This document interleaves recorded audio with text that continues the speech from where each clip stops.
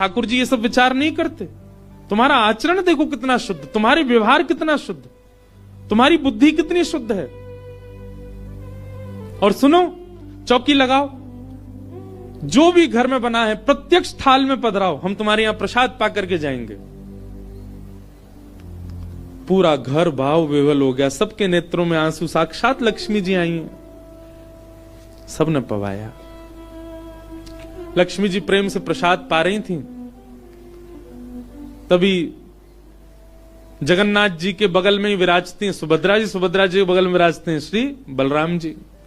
बलराम जी भ्रमण कर रहे थे पुरी में, भ्रमण करते करते वो घर घरों में झांक के देख रहे थे क्या हो रहा है। जैसे ही उस घर में झांक के देखा तो श्री लक्ष्मी जी प्रसाद पा रहे हैं। बलराम जी बोले राम राम राम राम राम राम, ये झाड़ू पोंछा बर्तन करने वाले लोग,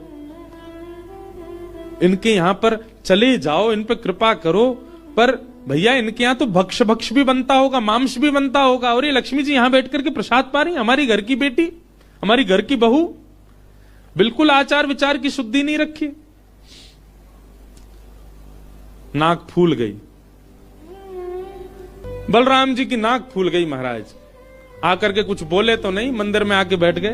तो लक्ष्मी जी प्रसाद बनाती हैं, जैसे ही भोग रखा गया जगन्नाथ जी के आगे, बलभद्र सुभद्रा जी तुरंत हाथ पांव धो के बैठ गए। बलराम जी अपने सिंहासन से ही नहीं उठे, नाक फुला के बैठे।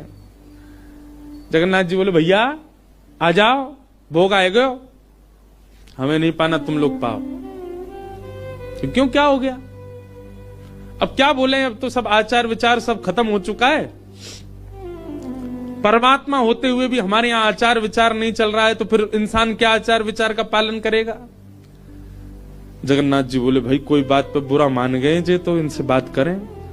जगन्नाथ जी गए, भैया कहा भयो, आप इतने उदास क्यों, इतने नाराज क्यों? सब बात बताई बलराम जी ने। बोले लक्ष्मी जी आज सुबह सुबह एक ऐसे के घर में गई और वहां जाके प्रसाद पा रही थी, बिल्कुल विचार नहीं किया, कहां शुद्धता कहां अपवित्रता। हम तो इनके हाथ का बना भोजन नहीं करेंगे।